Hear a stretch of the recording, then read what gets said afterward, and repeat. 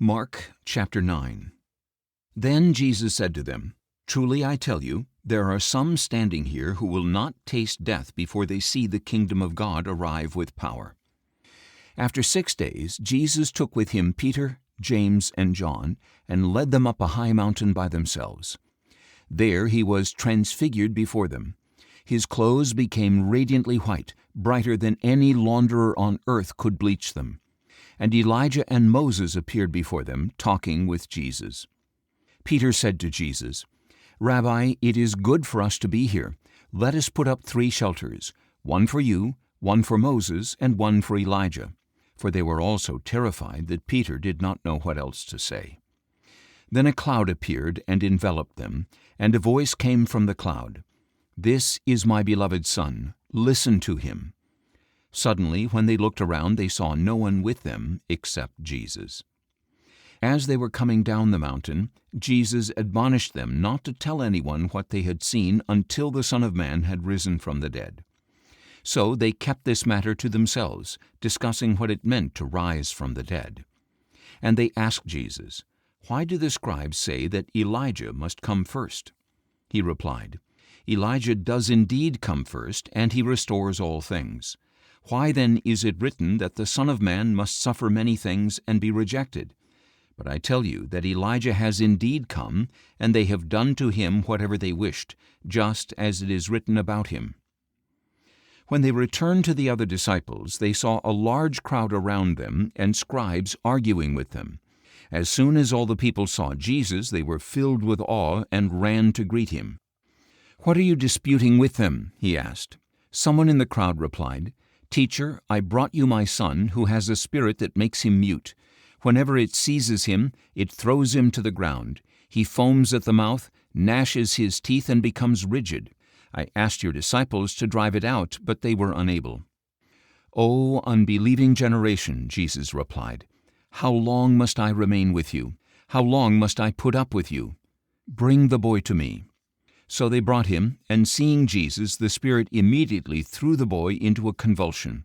He fell to the ground and rolled around, foaming at the mouth. Jesus asked the boy's father, "How long has this been with him?" "From childhood," he said. "It often throws him into the fire or into the water, trying to kill him.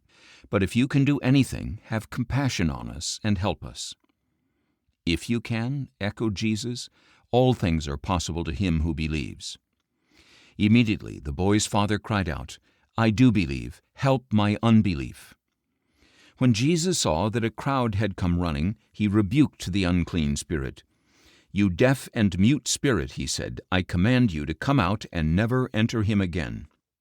After shrieking and convulsing him violently, the spirit came out. The boy became like a corpse, so that many said, "He is dead." But Jesus took him by the hand and helped him to his feet, and he stood up.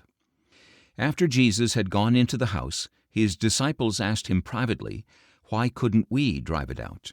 Jesus answered, "This kind cannot come out except by prayer."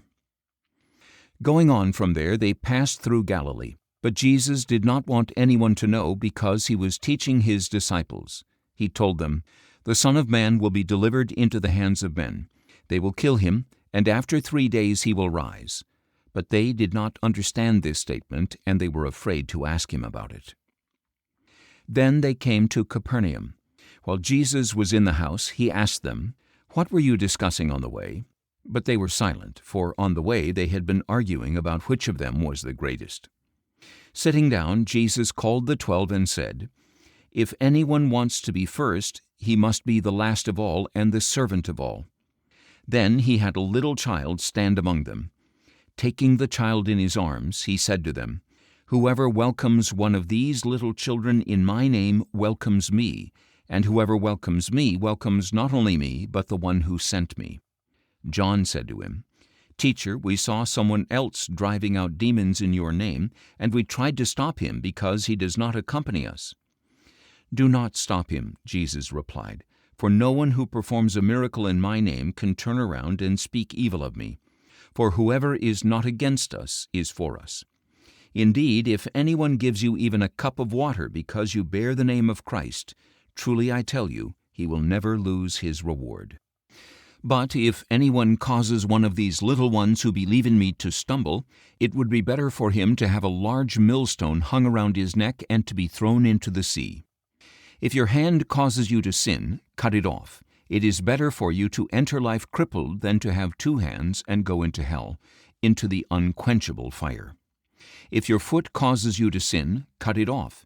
It is better for you to enter life lame than to have 2 feet and be thrown into hell. And if your eye causes you to sin, pluck it out. It is better for you to enter the kingdom of God with 1 eye than to have 2 eyes and be thrown into hell, where their worm never dies and the fire is never quenched. For everyone will be salted with fire. Salt is good, but if the salt loses its saltiness, with what will you season it? Have salt among yourselves, and be at peace with one another.